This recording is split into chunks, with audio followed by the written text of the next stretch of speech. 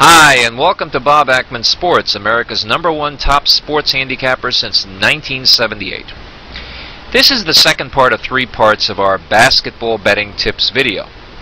In this second part, I'll explore my first-hand experience of looking into the mind of the pro athlete. And we'll all learn something by listening to the bitingly accurate commentary of Sir Charles Barkley. And then watch part 3 as well, where we'll find out, via some more Barkleyisms, why the NBA game has deteriorated rapidly compared to its glory days. And we'll also talk about betting the women's game, the WNBA. Now again, I'll leave these headphones where they are instead of putting them on, so that I don't look like Jenny at Time Life Books taking your phone order.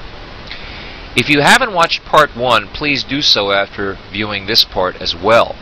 In part 1 of this video, I offer my views as to why betting college hoops is so different from betting any other sport, and why betting lots of totals is poisonous behavior to most bookies. I've been a professional handicapper a long time. I've known pro athletes for many, many years. I used to live in one of Manhattan's great singles buildings on the corner of East 65th Street and 1st Avenue. And around the corner, the prototype of all sports singles bars was first born, Mr. Laughs. On the other corner was the original Maxwell's Plum. I was probably in one or the other almost every night. Laughs was owned by jocks and frequented by jocks, and guys who wanted to be like these jocks, and girls who wanted to be with these jocks.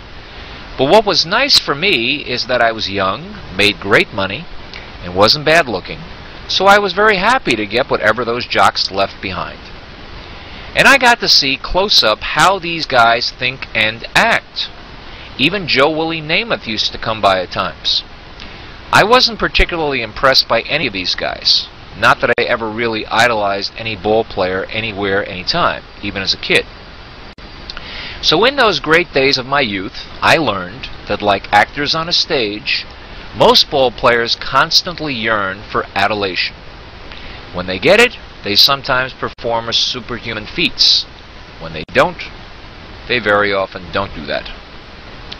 Of all the commentary about the NBA I've ever heard in all my years in this business, one remark always sticks out.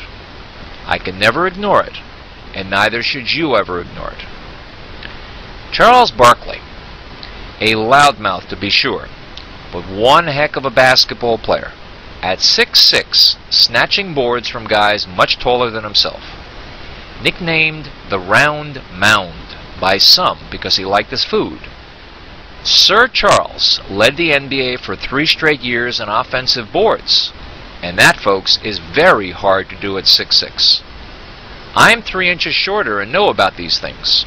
I had both shoulders dislocated several times going up or coming down with a rebound when someone decided to stretch my body a little.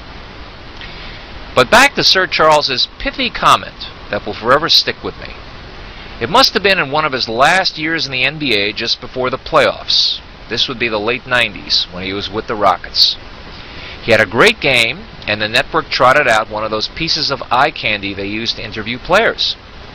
She came up to his chest in height and shoved the mic up into his face and said something like this: "Charles, you came up big today. How do you think the Rockets will do in the playoffs?" And Barkley smiled that huge grin of his and replied something like this: "You know, we guys in this league don't really give a crap about these regular season games from day to day. We only look forward to the playoffs because we all want to be champions. So I imagine all of us will play real hard in the games coming up." So what does that revelation tell you? Just what I knew to be true, but which must have shocked many fans hearing it. Which realize is short for fanatics.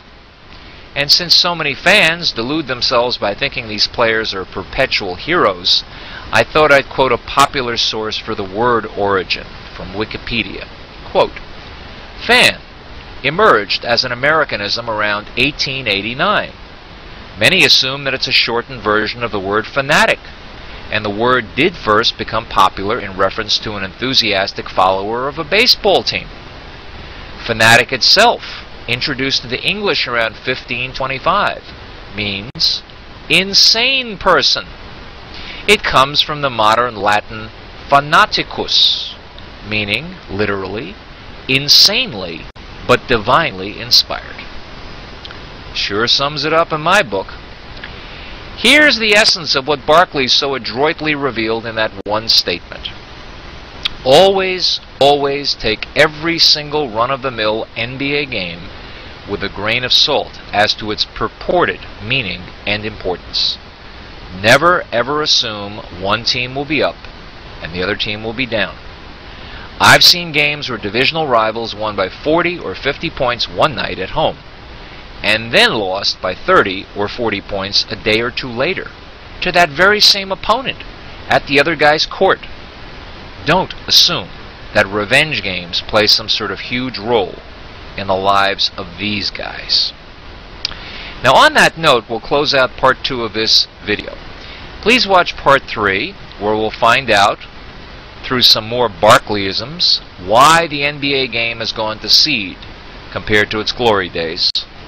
And we'll talk about betting the intriguing women's game, the WNBA, and how those players compare to the men of the NBA.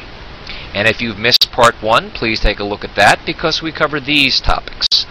Why betting college hoops is so different from betting any other sport, and why betting lots of totals is poisonous behavior to most bookies.